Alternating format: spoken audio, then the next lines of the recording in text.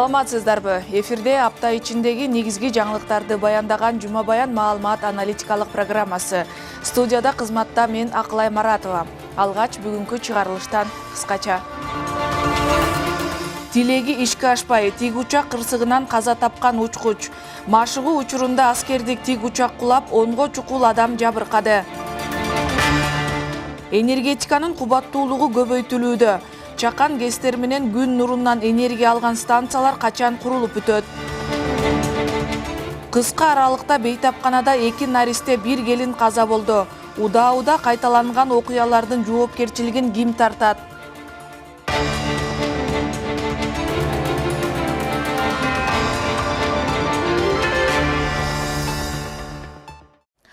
Өтүп бараткан апта ичинде аскердик тиг учак кулап, экипаждын командири каза болду. Адамдын өмүрүн алган кырсык 17 январда Бишкекте Достук Кичи районуна жакын жердеги Фрунзе 1 авиа базасында машыгуу учурунда болгон.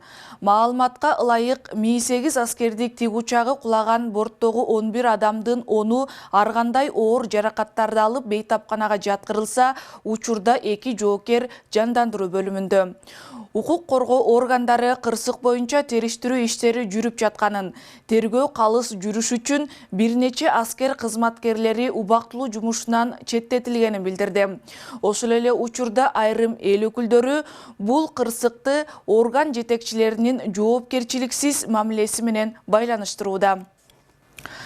Кырчындай кезинде кырсыктан курман болгон Жайыл Самудинов 24 февралда 30га чыкмак. Апрель айында үйлөнөрүн айткан капитандын куралдуу күчтөрдүн башкы штабына учуу коопсуздугун көзөмөлдөгөн учкуч инспектор болуп дайындалганына 2 ай гана болгон. Алдын ала айтылган маалыматтар боюнча Жайыл Самудинов башкарып бараткан тиг учак авариялык конууга мажбур болуп, бирок жерге катуу урунган. Жайыл башкарып бараткан Mi-8 аскердик тиг учагы былтыр күзүндө Өзбекстанда оңдоп түзөөдөн өткөнү да маалымдалды. Кырсыктан кийин парламентарийлер коргоо министрлигинин техникасын чыңдоого жетиштүү каражат бөлгөндүгүн билдирсе, серепчилер кырсыкты министрликтеги коррупциялык иштерге байланыштырып, муну тыкыр иликтөө гана ачыктайт дешет.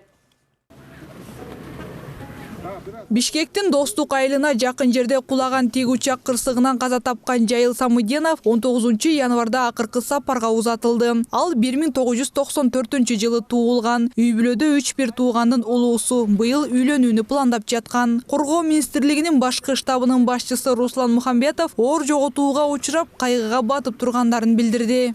Бүгүн биз өтө оор жоготууга учурап, кайгыга батып отурабыз.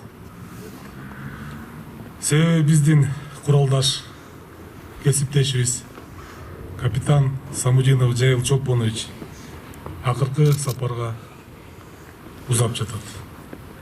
Курман болгон жолдошубуз элибиздин бейпил жашоосу үчүн коюлган күжүрмөн тапшырмаларды татыктуу аткарчу. Ал эми аскердик тиг учак кырсыгында калган жабыркагандардын абалы туруктуу. Тез жардам ооруканасынын башкы дарыгеринин орун басары Илимбек Манаповдун билдиришинче, 17 январда ооруканага кырсыктан жабыркаган 8 жоокер ар кандай оор жаракаттар менен келип түшкөн. Алардын ичинен учурда 2 жандандыруу бөлүмүндө. Ошондой эле дагы 2 жабырлануучу улуттук госпиталда. Алардын дагы абалы туруктуу. Бул жака түшө баштагандан баштап биз биринчи медициналык тез жардам көрсөтүп баштадык. Жалпы болуп бизге 8 адам келди. Анын ичинен 4-өөнү жандандыруу бөлүмүнө жаткыздык, жаракаттарына, оор жаракаттарына байланыштуу. Калган 4-өөнү бөлүмдөргө жаткыздык. Алар эми азыр учурда абалдары туруктуу, баарынын керектүү дары-дармектер менен камсыздандырдык. Дарыларын алып атышат. Ал ортодо Коргоо министрлиги аскердик тиг учак кырсыгы боюнча териштирүү иштери жүрүп жатканын белгилеп, жабыркаган аскер кызматкерлерине ар тараптуу жардам көрсөтүлүп жатканын кошумчалады. Аталган факты боюнча ыкчам тергөө иш-чаралары жүргүзүлүүдө. Кыргыз Республикасынын куралдуу күчтөрүнүн, абадан кол салуудан коргоо күчтөрүнүн айрым кызмат адамдары тергөө иштерин объективдүү жүргүзүү максатында ээлеген кызматтарынан убактылуу бошотулду. Авиакырсыктан 10 адам жабыркап, 1 аскер кызматчы каза болду. Жаракат алган аскер кызматчыларынын экөөсү улуттук госпиталда, ал эми шаардык медициналык тез жардам ооруканасында 8 аскер кызматчысы дарыланууда. Жабыркаган аскер кызматчылардын абалы учурда стабилдүү деп бааланууда. Аларга ар тараптуу жардам көрсөтүлүп жатат. Бирок бул учак кырсыгын айрым депутаттар жоопкерчиликсиздиктен улам болду деп эсептешет. Эл өкүлү Эмил Токтошевдин баамында жоопкерчиликтин жоктугу кырсыкка кириптер кылган. Анткени аба ырайы өзгөрүп айлананы каптаган боз туманда тиг учакты учурган аскер жетекчилеринин кайдыгерлигинен көрүүдө. Коомчулукта каражаттын жетишсиздигинен, жеткиликтүү көңүл бурулбагандыктан техникалар толук кароодон өтпөгөн деген ар кандай божомол сөздөр айтыла баштады. Бирок Токтошев мындай пикирлерге кошулбайт. Айтымында буга чейин парламенттин экономикалык жана фискалдык саясат боюнча комитети тарабынан аскердик учактарды жаңылоо боюнча чоң каражат бөлүнүп берилген. Андыктан кырсыктын чыгуу себеби тыкыр изилденүүсү керек. Былтыр мурда жылы комитеттен атайын акча бөлүп берип каражат. Ушул учактарды жаңылоо боюнча толук капремонт өткөзгөн акча бөлүп бергенбиз. Анан сырткары дагы билесиздер, анан паркына жаңы да алынган. Анан эми бул жерде албетте ошол жетекчи органдар, ошол учакты учуруучу, кароочу орган жетекчилери мен ойлойм жооп бериш керек. Себеби биз ошо кече эртең менен туман болгон. Самолет учпай атканда, ошо карабастан бул учкан да. Анча-мынча мындай суук болгондо, ошо туман болгондо алар коопсуздук караш керек болчу да. Анан техниканын эмесине шылтоо эмес. Акча кеңири бөлүнүп берген. Ошондон ошол түздөн-түз жооп берүүчү жетекчилер менимче укук органдарына жооп бериш керек. Президентке караштуу антикоррупциялык ишкердик кеңешинин мүчөсү Ялкын Даутов мындай окуялар биринчи жолу катталып жатканын белгилеп, терең изилдениши керек деп эсептейт. Ал мындай көрүнүштөр кайра кайталанбаш үчүн аскер прокуратурасы тарабынан иликтөөлөрдүн жүргүзүлүү зарылчылыгына токтолду. Мен оюмча бул жерде терең изилдеп, тактап, аныктап, анткени бул абдан жаман окуяда андай кайталбаш үчүн ушундай эле тийиштүү органдар аскер прокуратура тарабынан иликтөө жүрүш керек да. Анан коомчулукка жарыялашыбыз керек да. Эмне себептен ушундай авария? Мына биз көрдүк, буга чейин мындай окуялар болгон эмес, чын айткандачы. Андан тышкары бул жерде атайын адистер барбы? Маселе пайда болуп атат да. Анткени мындай чоң учактар, самолеттор жана башкаларды ошолорду дайыма карап турганга, мындай айткандай ремонттогонго атайын адистер, ошону билген адистер, андан тышкары запчасти, ошондой эле толук кандуу бизде камсыз болуш керек да. Ушул барбы, жокпу деген суроо пайда болду.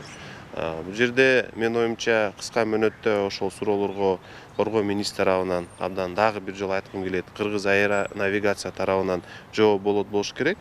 Бирок ошол жоопторду калтырбай тез арада бериш керек. Маалыматка ылайык, учурда абадан коргонуу күчтөрүнө таандык тиг учактын кырсыкташы боюнча кылмыш иши козголду. Иш кылмыш жаза кодексинин учуунун жыяга даярдык көрүүнүн эрежелерин бузуу беренеси боюнча козголду. Тергөө амалдарын аскердик прокуратура жүргүзүүдө. Белгилей кетсек, 2024 жылдын 17 январында эртең мененки Бишкектин батыш тарабында Ми-8 үлгүсүндөгү тиг учак окуу машыгуу учурунда кулап түшкөн. Кырсыктан экипаждын 29 жаштагы командири Жайыл Самудинов каза таап, 10 аскер жабыркаган. Андан көп өтпөй эле бул окуяга байланыштуу бир нече кызматкер жумуштан убактылуу четтетилгени белгилүү болгон. Окуя боюнча кылмыш иши ачылып, тиешелүү тараптардын иликтөөсү жүрүп жатат. Айтурган Жапаркулова, Эрлан Кыдырбеков, Баян.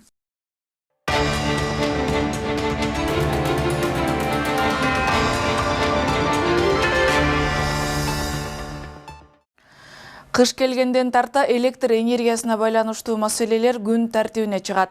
Бирок быйыл мурдагы жылдарга салыштырмалуу өлкө аймагында электр жарыгындагы өчүрүүлөр кескин азайган. Кыргыз улуттук электр тармагынын маалыматы боюнча, бул электр жабдууларын алмаштырып, оңдоп түзөө аракеттеринин натыйжасы. Дегени менен бул көрүнүштөр Кыргызстан электр энергиясы менен өзүн өзү жетиштүү камсыздап калды дегенди билдирбейт. Кыргызстандын суусу молделгени менен электр энергиясы бир катар мамлекеттердин импортуна көз каранды. Бул абалдан чыгуу үчүн адистер өлкөдө гэстердин санын көбөйтүү менен шамалдан, күндөн энергия алуу жолдорун мисал келтиришет. Ошол эле учурда тарифтин баасын жогорулатуу керектиги да айтылууда. Электр энергиясынын баасы акыркы жолу 2023 жылдын 1-майында 23 тыйынга жогорулап, өкмөт бул баа инфляциянын өсүшүнө жараша жыл сайын көтөрүлөрүн эскерткен. Кыргызстандагы электр энергиясына болгон муктаждык тариф саясатына байланыштуубу? Кененирээк кесиптешим токтолот. Борбор калаанын кайсы жеринде жарык өчүрүлдү, мына дал ушул жерде чалуулар келип турат. Тактап айтканда Бишкек электр тармактар ишканасынын чыгыш электр көмөк чордону борбордун бир бөлүгүн электр энергиясы менен камсыздап көзөмөлдөйт. Бир күндө 5 же 6 ушундай звонок болуп турат. 5-6 заявка түшүп турат. Биз биринчи барып карап текшерип, ошол эмнеси бузулду. Ошол бузулган аппаратка жараша биздин ошол авариялык өчүрүүлөрдү же свети жок калган абоненттерди кайра кошуу убактысы ар кандай болот. Эң узак аябай кеч болгондо 1 саатка чейинки аралыкта биз свет беребиз. Чыгыш электр тармактар ишканасы учурда шаар тургундарын үзгүлтүксүз электр энергиясы менен камсыз кылып жатышканын белгилешет. Азыркы тапта аталган тармакта 800 трансформатор иштеп, жашоочулардын электр жарыгына болгон керектөөсүн аткарып жатат. Бирок анткени менен өчүрүүлөр такыр болгон жок деп айтууга болбойт. Бул тууралуу ишкананын башчысы Талантбек Османов белгилеп, өчүрүүлөрдү техникалык себептер менен байланыштырды. Чыгыш электр тармактары ишканасы Бишкек шаарынын Свердлов жана Октябрь райондук администрациянын территориясын жашоочуларын электр энергия менен камсыз кылат. Өчүрүүлөрдүн негизги себептери бул кээ бир организациялар биздин кабелдик линиялар өткөн жерлерден же болбосо аба чуалгалар өткөн жерлерден туура эмес жумуштар жүргүзүп алганда баягы человеческий фактор деп коет. Ошол организациялардын техникаларынын себебинен өчүрүүлөр болуп калат да. А так өзүбүздүн жабдыктарда да өчүрүүлөр болуп калып атат. Бирок ал эскилиги жеткен, баягы кышка даярдык маалында ремонтко убагы келе электе кирбей калган эмелерди ал өчүрүүлөрдү биз авариялык өчүрүү эмес, алдын ала ошол аварияны болтурбоо максатында өчүрүп, оңдоо иштерин жүргүзгөндө болуп жатат. А так мындай крупный авариялар болгон жок. Мындан тышкары чыгыш электр көмөк чордонунда 2 ири трансформатор иш алып барса, кубаттуулукту жогорулатуу жана авариялык өчүрүүлөрдү алдын алуу үчүн дагы бир 40 киловольт амперлик трансформатор орнотулуп, жакын арада пайдаланууга берилгени турат. Авариялык өчүрүүлөрдү алдын алуу үчүн азыркы учурда биз болсо 3-чү трансформаторду орнотуп жатабыз. Анын кубаттуулугу 40 000 киловольт ампер. Ошондой эле кечкисин тепловизионный контроль жүргүзөбүз. Бул алдын ала авариялык өчүрүүлөрдү алдын ала алыш үчүн авариялык өчүрүүлөрдү алдын алуу. Электр жарыгындагы өчүрүүлөр былтыркыга салыштырмалуу кескин азайган. Анын ичинен бөтөнчү айыл аймактарда электр жарыгынын үзгүлтүккө учурашы кыскарганы байкалган. Биздин эң негизги күнүмдүк милдетибиз бул үзгүлтүксүз жарыкты керектөөчүлөргө жеткирүү. Ошол өзүбүздүн милдетибизди так аткарып жатабыз. Былтыркыга салыштырмалуу карасак, өчүрүүлөр кескин азайган. Анткени биз жанагы анализ кылып туруп, керектүү жерлерди оңдоп, алмаштырып, жанагы жүктөлүшү ашып жаткан электр жабдууларды жаңылатып турабыз дайым. Быйыл ошол ашыкча жүктөлүш деген бизде маселе жаралган жок.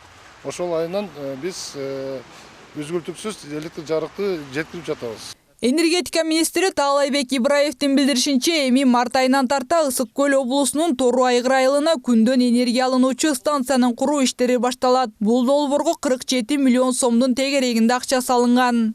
Бүгүнкү күндө ал компания менен биз келишим түзүлүп, азыр март айында ишин баштагандан азыркы күнгө чейин долбоорго 47 миллиондун тегерегинде акча салды. Бул инженердик геодезиялык изилдөө бүткөрүлдү.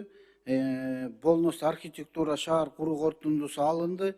Убактылуу курулуш шаарчасын орнотуу бүгүнкү күндө орнотуу үстүндө иштеп жатат. азыркы күндө Бишкек Solar компаниясы 3 финансылык институттардын долбоорун каржылоо катышууга кызыктар.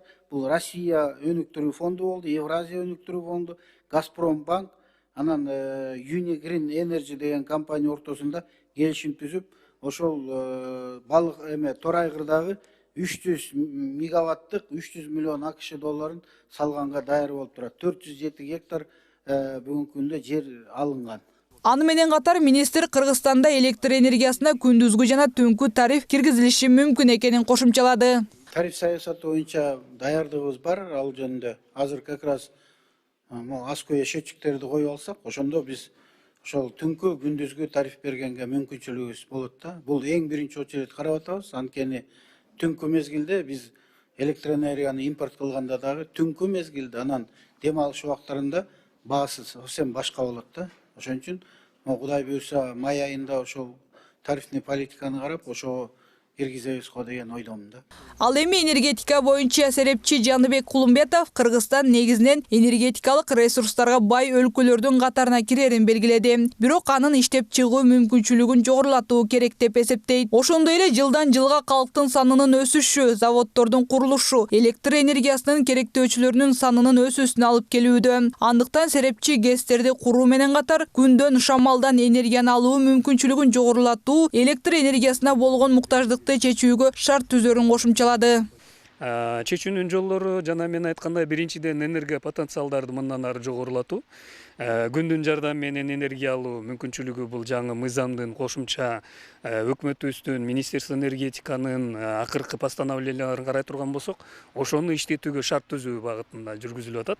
Жаңы курулуп аткан имараттардын мисалы үчүн крышаларында солнечный станция койгонго шарт калтырышыбыз керек деген жаңы постановление чыгып атат. Ошол эле убакта экинчи жолу бул күндүн жардамы менен алуу энергиясы да. Ошол менен эле күндүн жардамы менен жылуу сууду да алуу мүмкүнчүлүгү бар да. Анан экинчи шамалдын жардамы менен энергияны алуу мүмкүнчүлүгү бүгүнкү күндө балыкчынын тегерегинде бир чоң пландалган долбоор бар, бирок ал толук ишке ашып элек. Муну биз пайдалана элекпиз деп айтсак деле болот да. Негизинен биоэнергияны деле толук пайдаланган деңгээлге жеткен жокпуз. Ошолорду ишке ашыруу менен биз өзүбүздүн генерацияны жогорулатсак болот. Аны менен катар Кыргызстан электр энергиясындагы жетишпестикти чечүүнүн дагы бир жолу менен бөлүшкөн серепчи Мырзатай Султаналиевдин айтымында электр энергиясынын тарифтерин көтөрүү керек. Тарифтерди көтөрүү менен Кыргызстан электр энергиясы менен өзүн өзү камсыздоодо мүмкүнчүлүктөр түзүлөт. Баарын эсептеп келгенде бүгүнкү күндө инвесторлор келбей атат. Эң биринчи себеп бул бизде тарифтин төмөндүгү. Тарифтин төмөндүгү анткени инвестор эсептейт, канча акча сарп кылат, канча убакыттын ичинде ошол акчаны кайтарып алат. Андан кийин бул дагы прибыльга иштеш керек. Ошон үчүн ошону эсептеп келгенде жөнөкөй эле протокол намерений меморандумдар түзүлүп эле ар жагына ишке ашпай атат. Ошол нерсени ишке жеткизүү үчүн, өткөрүү үчүн бизде тарифтин негизин чоңойтуш керек, көтөрүш керек. Кыргызстанда электр энергиясынын басымдуу бөлүгү суудан алынат. Ал эми шамалдан жана күндөн энергия алынуучу станцияларды куруу жана ишке киргизүү боюнча иштер буга чейин айтылып, сунушталып да келгени белгилүү. 19 январга карата Токтогул суу сактагычындагы суунун көлөмү 9 миллиард 866 миллион метр кубту түздү. Бул бир ай мурунку көрсөткүчтөн туура 1 миллиард метр кубка аз. 19 декабрь күнү суу сактагычта 10 миллиард 872 миллион метр куб суу болгон. Айтурган Жапаркулова, Жылдыз Кадырбаева, Жума Баян.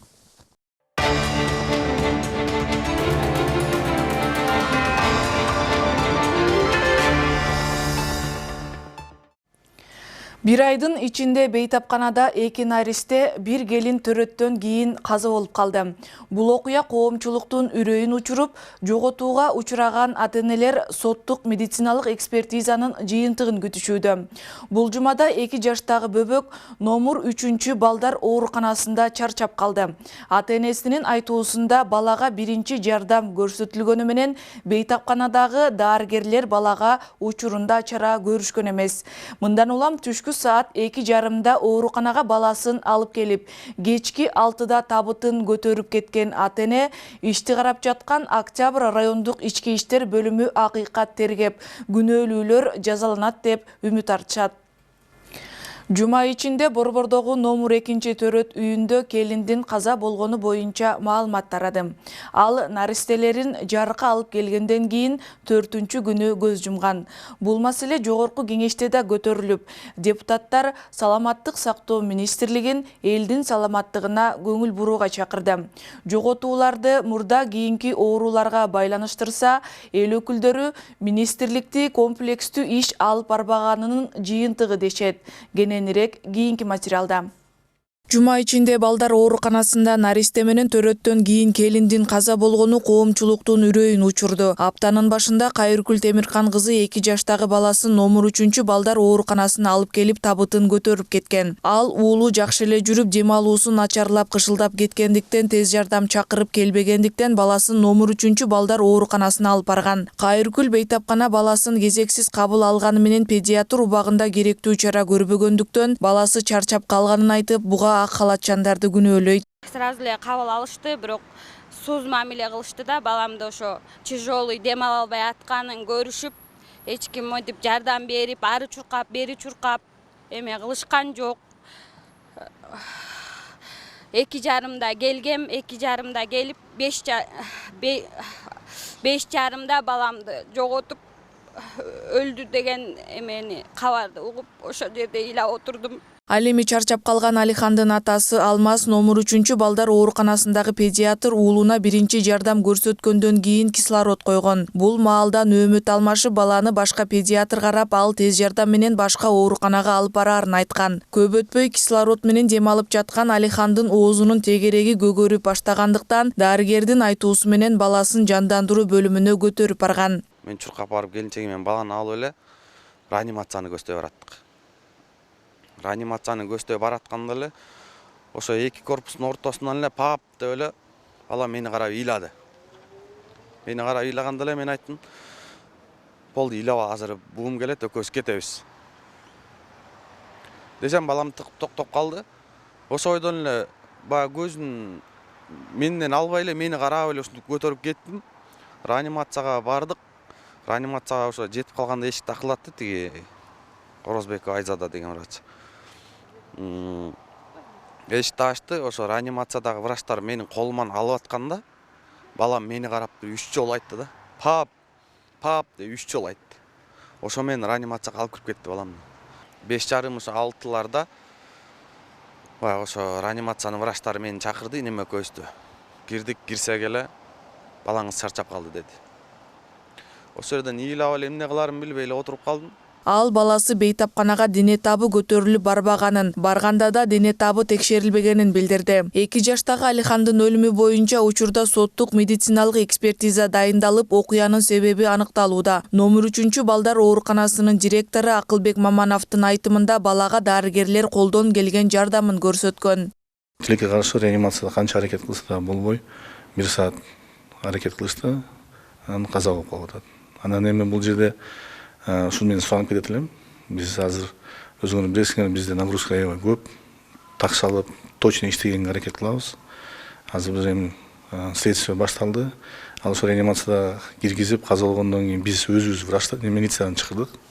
Милицияга биз өзүбүз чалдык. Анан ошол баланын сөөгүн моргко өткөзгөнгө биз настаивать эттик. Потому что биз дагы акыйкатын билишибиз керек, эмне үчүн кандай болуп калды, кандай болду. Бизде дагы суроолор бар да. Анан ошондой. Анан эми азыр больше эмоция болуп атат, эми түшүнөбүз, өтө оор, татаал ата-энеге. Анан биздин врачтардын сөзү дагы аракет кылганбыз деп атат, эми алар дагы айтып атат, эми ошону азыр эми следствие башталды, ошо следствие тастыктап неметкенден кийин анан отдельно бир жооп беребиз биз. Учурда териштирүү иштеринин жыйынтыгы чыга элек. Бул иш Бишкектин Октябрь райондук ички иштер бөлүмүндө катталып, 146 берене менен кылмыш иши ачылып каралууда. 2024-жылдын 13 январында Бишкек шаарынын Октябрь ИИБке МА аттуу жаран арыз менен кайрылып, Борбор калаадагы ооруканалардын биринин медицина кызматкерлерине чара көрүүнү өтүнгөн. Себеби ушул жылдын 13 январда өзүнүн кесиптик милдеттерин туура эмес аткаргандыгына байланыштуу 2021 жылы туулган КА аттуу баласынын өлүмүнө алып келген.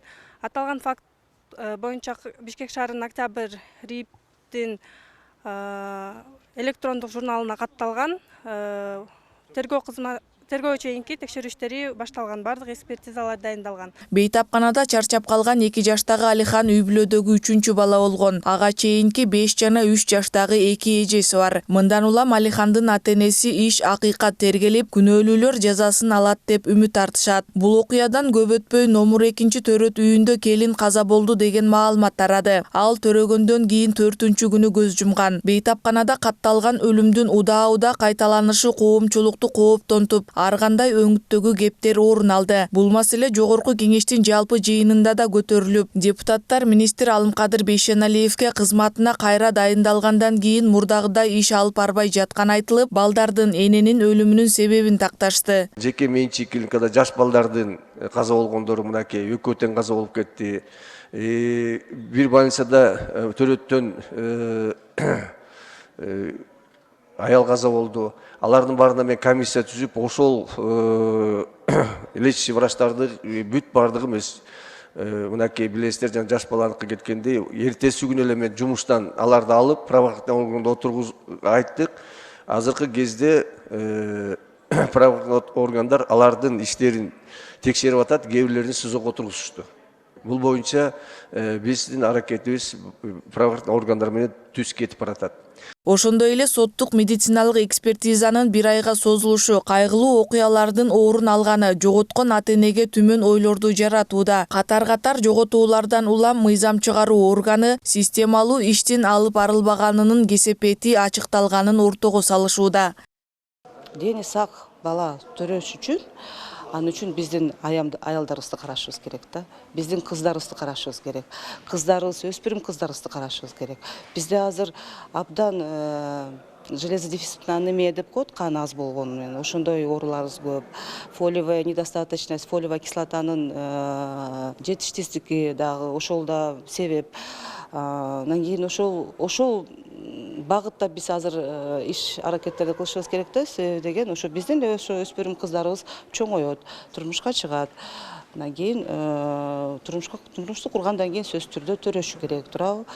Эми бул иштерди азыр профилактика деп коет, ошо профилактический алдын алуу, ошо оорулардын алдын алуу иштерин биз көбүрөөк жүргүзүшүбүз керек да. Бир эле жагынан карабайт да. Анан мен оюмча жанагындай бир бактериологический кээ бир эмелер бир 2 жумадан кийин өсүп чыгат да, если бир микроб ичинде же инфекция болсо, ошол инфекция, кээ бир инфекциялар 2 жумага чейин созулуп кетиши мүмкүн да, баягы ал өсүп чыгыш керек да лабораторияданчы. Мен ойлоп атам ошол үчүн го депчи. Анан предварительно айта алат го деп ойлойм, баягы эмне үчүн болгонун. Бирок баардык жагынан карап изилдеп көрүш керек деп ойлойм.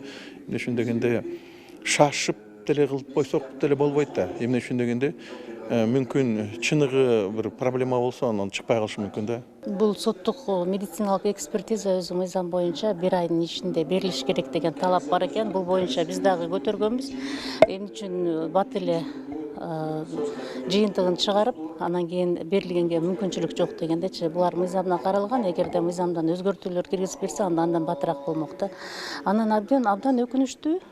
Кайдыгер бул карагандык, кайдыгерлик бул кырсык деген ушул. Ошондуктан бардык жанагы медициналык иштеп аткан жеке клиникаларды көбүнчө мына текшерүүгө алып, анын жогорку билими барбы жокпу, ошол боюнча алардын протоколдору боюнча бардыгы тапшырмаларды берип эле жатабыз. Бул жактан айтып атабыз, бирок тыгыз бардыгы иликтениш керек. Төрөттөн кийин эне өзү каза болуп калып атпайбы? Бул эми албетте бул оор трагедия, бир эле үй бүлөнүн трагедиясы эмес, бул мамлекеттин трагедиясы. Анан демографиялык көрсөткүчтөрдү көтөрүп жүрүп атам го мен. Төрөттүн бир жылы көбөйүп, бир жылы азайып, буга дагы көп факторлор таасир этет да. Но өлүмдөр чоң таасир этет бугачы. Оорулар жашарды, анан экологиялык немелер процесстердин таасиринен энелердин ден соолугу начар. Министр болуп көрбөгөн ыкчам тез арада системдүү, анан мындай туруктуу бир реформаны башташ керек да. Андыктан бейтапканадагы дарыгерлер менен биргеликте ата-энелердин да жоопкерчилигин күчөтүү зарылдыгын белгиледи. Белгилей кетсек, буга чейин да 3 жаштагы Алия Кубанычбекова аттуу кыз тиш дарылоо учурунда чарчап калганы маалымдалган. Албетте өлгөн адамдын ордун эч ким толуктай албайт. Бирок каза тапкандардын жакындарынын эң негизги талабы териштирүү органдары акыйкат чечим чыгарса, күнөөлүүлөр тиешелүү жазасын алат дешет. Акылай Маратова, Жылдыз Кадырбаева, Ирлан Кыдырбеков, Жума Баян. Узап бараткан аптанын Жума Баян маалымат аналитикалык программасы мына ушундай маанилүү жаңылыктар менен жыйынтыкталат. Кийинки эфирден көрүшкөнчө саламатта туруңуздар.